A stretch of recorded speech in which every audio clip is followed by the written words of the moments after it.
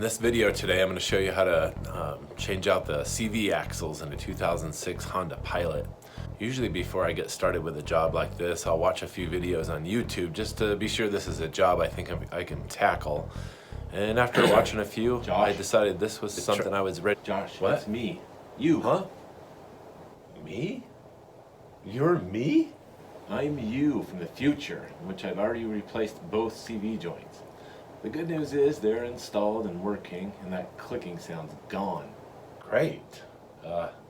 Is there bad news? Well, let me just say a few things you might want to know before starting.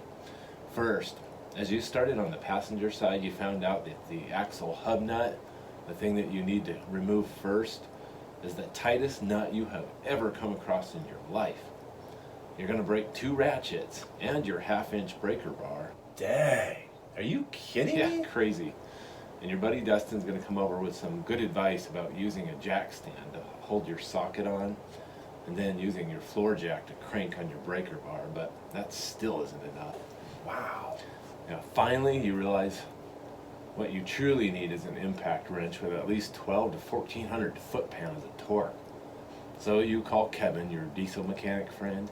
When he shows up with his big gun, he zips that nut right off in no time. Jeez. So then the axle itself isn't so bad. Well, it turns out getting the leverage in the right place to pop the axle out is not so easy. Kevin, who can do this stuff in his sleep, takes over and does the rest of the job for you. But he ends up having to remove the boot shield to get a pry bar behind the bearing cup. But to get the boot shield off, he needs to take a section of the exhaust out. And then to get the section of exhaust off, he has to remove the subframe stiffener. It all sounds like a lot, but it goes pretty quick after that. Wow.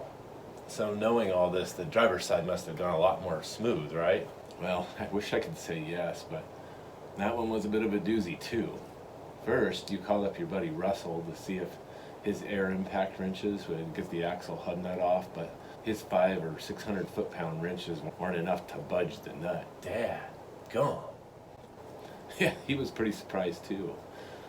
Your friend Sean, who's done a lot of wrenching on cars over the years, said that what you really need is a 3/4 inch breaker bar for leverage and some leverage.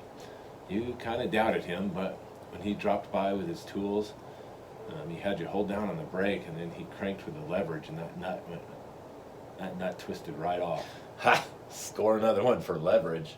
Then what happened? You got back at it, removing the tire, the strut mount bolts, getting the hub out of the way so that you could pull the axle out. You didn't have to remove anything to get the pry bar behind the bearing cup, but getting any leverage was really hard. It took a lot of finagling, but you eventually got it out. What might help you is realizing that the retaining ring on the end of the axle that goes into the transmission, if it's hanging with the opening down, it might help the shaft come out easier. I did this by jacking up the other side and having your father-in-law turn the tires a little bit between each try. This allowed the bearing cup to rotate so that the concave part allowed you to get your pry bar further in.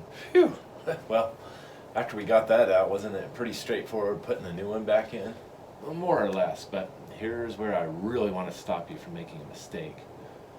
Change that axle seal now. But it's not leaking or anything, Now. Go find that part and get it ordered. I put everything back together, and then I was leaking ATF everywhere I went. I ended up having to pull the new axle out again. And then I realized I had ordered the wrong axle seal and ran all over town trying to find the right one. No one had it in stock, but the guy at O'Reilly's measured one and said it should work. Well, I'm still not sure I had the right seal, but it's been a while now and it hasn't been leaking, so I think we're finally good. Wow. Well, thanks, future Josh. Anything else I need to know? Oh yeah, one more thing. Be super careful with the boots. The outer boot will want to get pinched in the strut mount. And since you had to fool around with the new axle, you caused a small little rip in the boot. And you're already losing grease through this tiny hole. Oh, man. Are you kidding me? What do we do about that? Well, I'm not totally sure.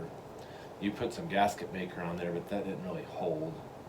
So you're going to need to look into some sort of CV boot patch kit. But to know for sure, we're going to have to ask further future, Josh. Okay, well thanks me. Let's get started on this.